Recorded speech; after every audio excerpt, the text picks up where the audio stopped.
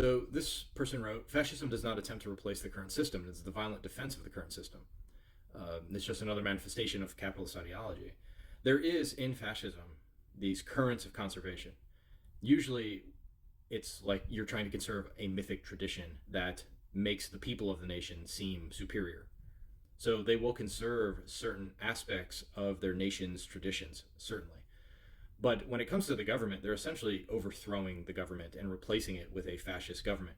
Now, if you pick up any history book on fascism, I guarantee you it's going to start with historians have a very hard time, political scientists have a very hard time defining fascism.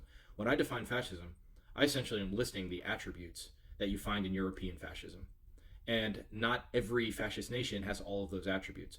But if we start to understand the elements that go into all fascist movements, we start to form a picture of what fascism is, and it's a very complicated political system. I've come up with 25 to 30 different elements of fascism, from militarism to expansionism to being anti-communist, anti-liberal, and anti-conservative. Again, they are a revolutionary force. They want to do away with, you said, capitalist ideology.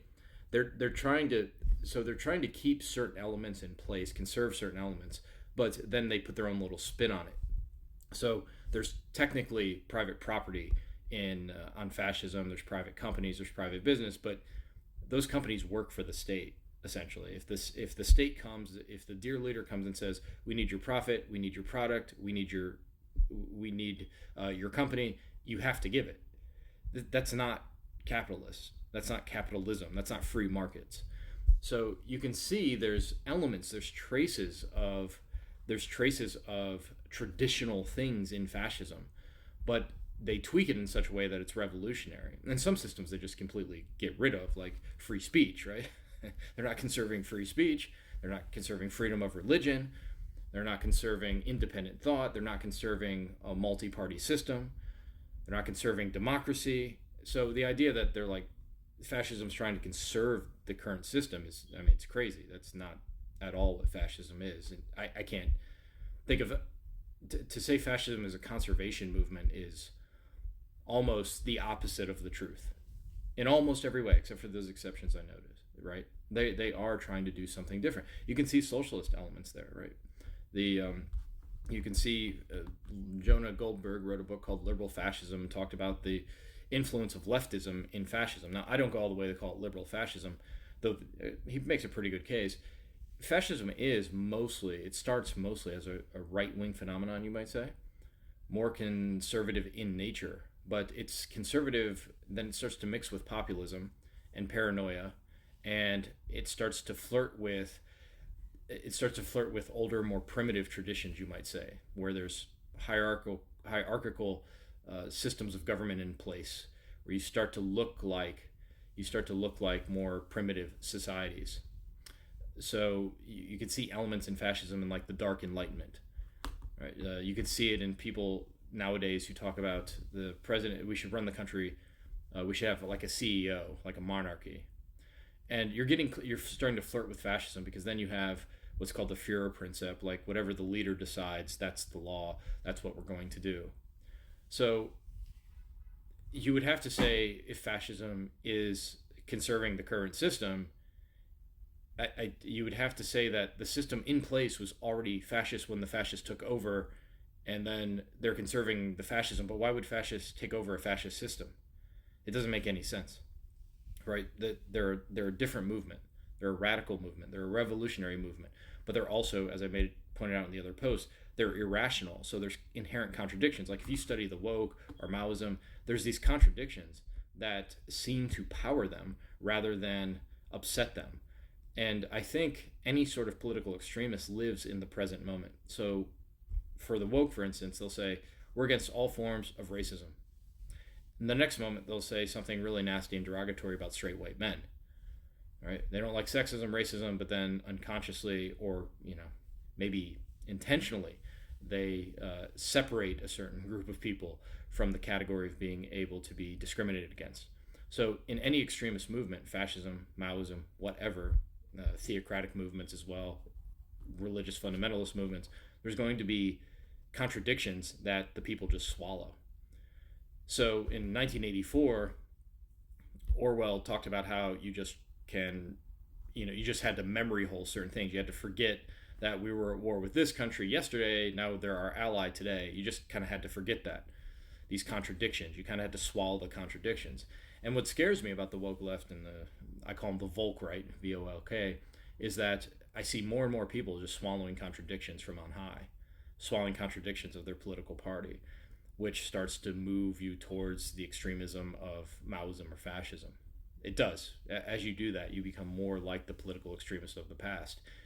And then the woke right feel like they're in the right and they're saving the country, and the woke right or woke left feel like they're saving the country, and the woke right feel like they're saving the country, and they're both actually destroying the country. They're violating, in America, the foundations upon which the country is built. They're violating Enlightenment principles. They're violating universal principles, such as all men are created equal. And I do feel, I am a little worried that someone, a philosophy like Alexander Dugin, which he thinks was the fourth political way, right? He thought he was transcending fascism. But he said in an interview, like, wink, wink, nod, nod, it's actually just fascism that I'm writing about. And Putin's worldview is fascistic. And it's nationalistic, it's expansionistic, it's rule from the top down, it's president for life. There's very little free speech. There's private property. You could also see elements of this in communist China. You can see fascist elements in communist China regarding their economy and in other ways as well. And you start to, as you study these political movements, you realize, okay, there's a horseshoe theory is absolutely true, but as people become politically extreme, there's only so many ways to think. And you get to an extremist fork in the road, and you either go fascist or you go Maoist. And there are differences, of course, but you'll see a lot of overlap.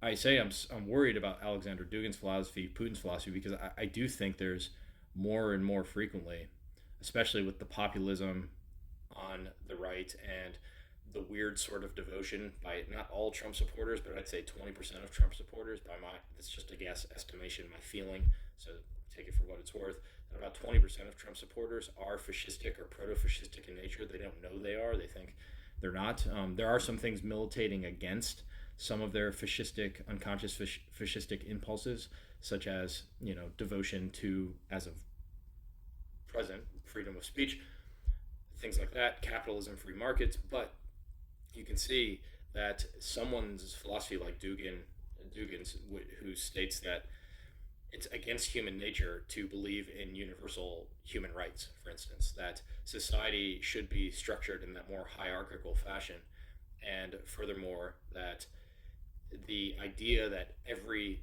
region in the world should adopt a liberal democracy where you have individual rights such as freedom of speech, freedom of religion. He thinks that works against human nature. He thinks the Ukrainians, by aligning with America, are violating human nature, and they're, more importantly, violating a true Russian spirit. He thinks they've been brainwashed by the West. Now, this is similar to some things, I know certain Iranian people, certain Iranian conservatives share this view.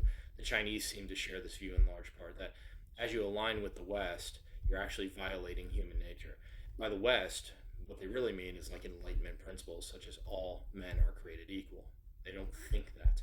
They don't think, they think too much freedom is awful for you, and you need certain strictures in place, certain constraints in place to make sure you stay true to your human nature, which is tribal, which is working with people based on shared culture, language, appearance, religion, and not necessarily wanting to express yourself and believe what you want to believe. They think that's brainwashing. To think for yourself is brainwashing. If you're a natural person, if you're a natural Russian, you're going to love the Russian church, the Russian country. You're going to love the hierarchy. You're going to love the leader, and you're going to kind of back away from liberal democracy.